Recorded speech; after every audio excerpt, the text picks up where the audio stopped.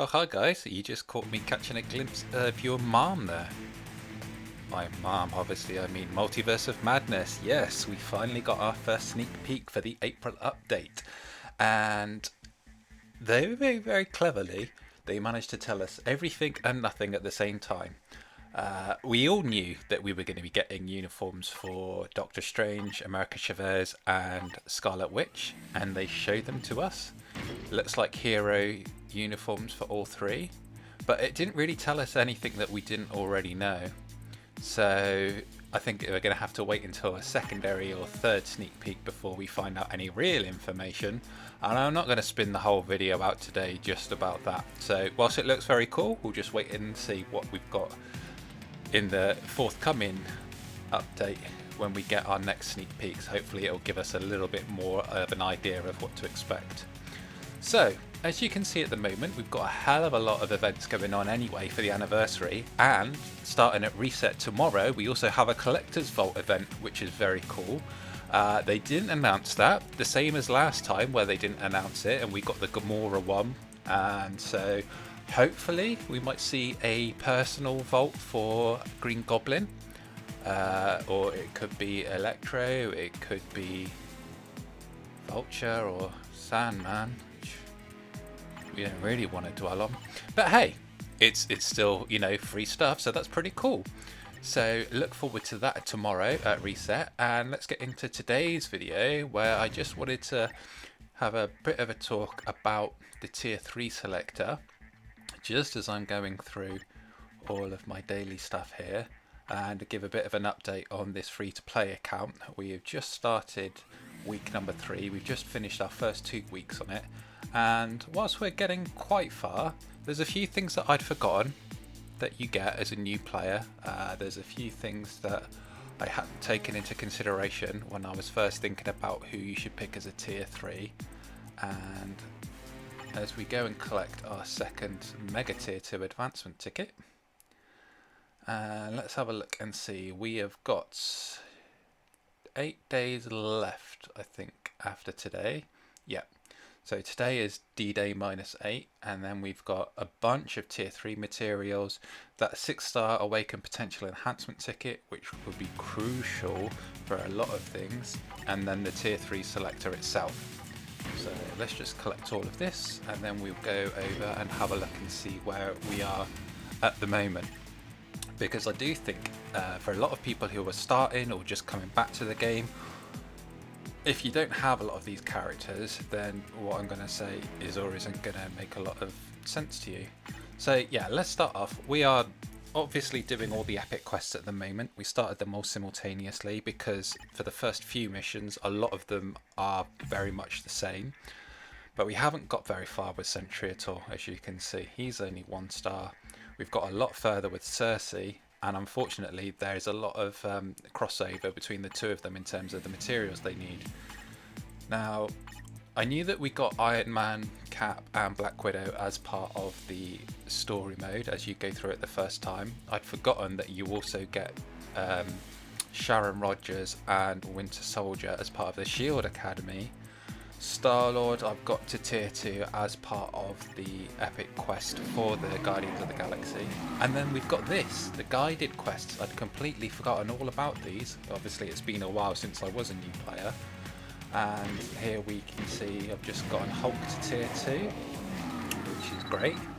And we also managed to get Loki, Spider-Man, both of those to tier 2 as well. So you can see we've got the 3 main culprits, suspects, whatever you want to call them, for the tier 3 selector already at tier 2. And you can see we're not going to pay too much attention to that because we know we have the 50% coming up for the anniversary. And here is the list of the remaining characters I can choose to get to tier 2. Some of these we already have. Vision would be a good bet. We've already got him at 4 star. He's very useful. Falcon we don't have yet. Ghost Rider we've got at 5 stars. Obviously Universals are always a pretty good pick early on. Black Bolt would be a good bet, but he's not that great, even though his uniform is pretty solid. Thor could be a good pick, but we already have him.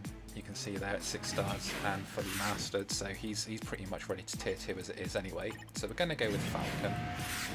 I'm not going to get the uniform that this offers because it only offers the Marvel Legacy one, which is not as half as useful as his Captain America and the Winter Soldier uniform, so we won't be worried too much about that. So yeah, you can see at the moment, epic quests, we're working our way through them, and most new players will probably be doing this at the same rate, I'd imagine, unless you're pumping money into the game. If you're free to play, you're probably going to be around the same rate that I am. A lot of the tier 3 materials you're either going to be getting from doing World Boss Ultimate stages 1, maybe stage 2 or 3 if you're really pushing it with the characters that you have. And that's why I don't have too many tier 3 materials, which means I cannot really progress Sentry, which is unfortunate. You can see here we've hardly done any of his because one of the very first roadblocks is looking at 200 CCF, and I did just use, full transparency, I did just use 150 CCF on Cersei's epic quest. And then you can see we're working our way through the others as well. We have Beta Ray Bill quest here, so we're working on that one. We've unlocked most of the side missions, so we can get Darkhawk, which is great because he's a very good utility character for early game stuff. Unfortunately, I've forgotten that Phyla-Vell is actually a bio selector, a bio sub character, and you only get Gamora bio, so that's not too great. Fantastic Four, we're obviously trying to push ahead as fast as we can on this one just to unlock Human Torch bio so that we can get him up and fully transcended, and Thing, and we'll only use Mr. Fantastic as a leadership for Johnny. Doctor Doom, I'm debating whether or not he should be the first deluxe pack I should get with this account, but I'm not sure. Again, Deadpool, not really too interested in this one. We're only using him just because we're doing all the other quests anyway, so if I do have spare energy at the end of the day, I'll run the Phantom X quests. And that's pretty much it. Doctor Strange, if he becomes really, really meta, then again, I'll push ahead, but I'm just carrying on. So you can see that that's the state of play, and it'll be the same for a lot of people who are starting. So that pretty much rules Sharon Rogers out because she's not massively helpful for Epic Quest. For World Boss, yes, she is fantastic for certain ones, but World Boss Legend, until you have 3 tier 3 or transcended characters, you can't run it anyway, and obviously you have to meet all the other unlock conditions. And for World Boss in general, World Boss Ultimate, you can only use her once a day anyway, so you can't push massively far, and a lot of that, more of that is going to depend on your cards, etc. So what about timeline battle then? Well, again, Sharon Rogers is more PvE focused, so you could say tier 3 selector, go for Spider-Man, and he is a solid option. You have tier 3 choice then of using him in PvE with his integrated suit, and then you have the choice of using him in PvP, no, the other way around, PvP with the integrated suit and PvE with the black suit. So that does mean getting 2 uniforms for him, but again, then you do have dual utility. I'm very lucky I actually managed to land this too.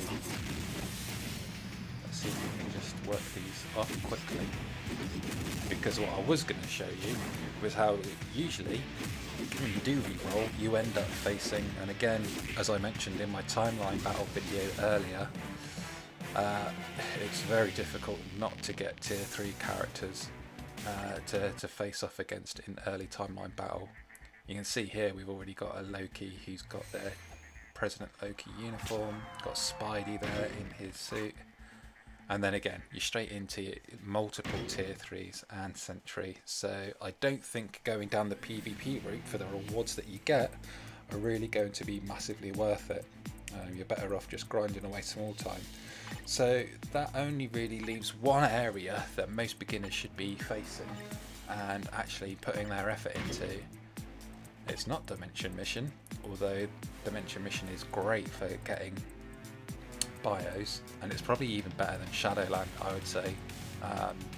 Running Dimension Mission easily gets you a lot of great bio selector choices, so you can slowly be working on the likes of Sharon Rogers, she's in here somewhere.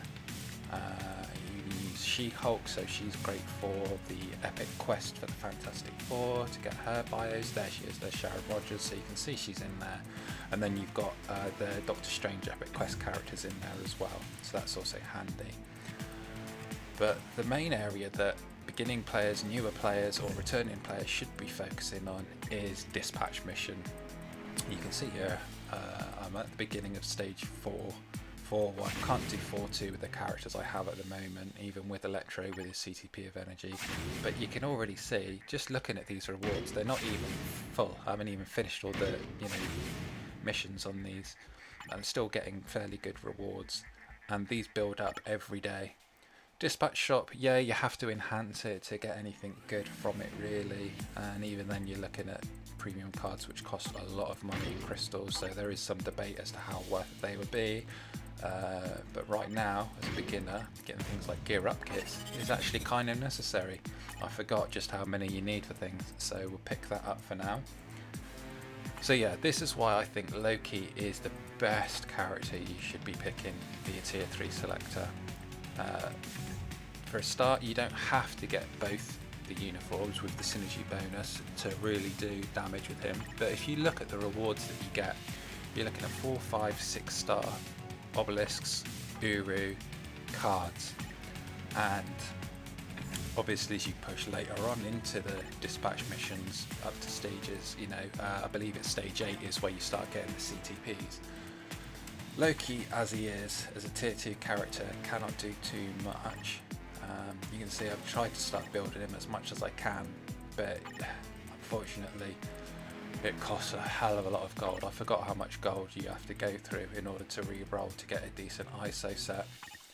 But with his tier 3 and with either of the suits, you don't have to necessarily get both. Like I say, you could go for the TVA suit, or you could, no, not that one. Or you could go for this one, the President Loki suit. Obviously, if you have enough when the anniversary and the discount comes around, then by all means get both. But that's going to be the way to push your content. You can see here my cards. Now at the moment, I probably have too many cards at lower levels. I could have just focused on pushing all my cards to 6 stars, but I am hedging my bets. I'm doing 2 at 1.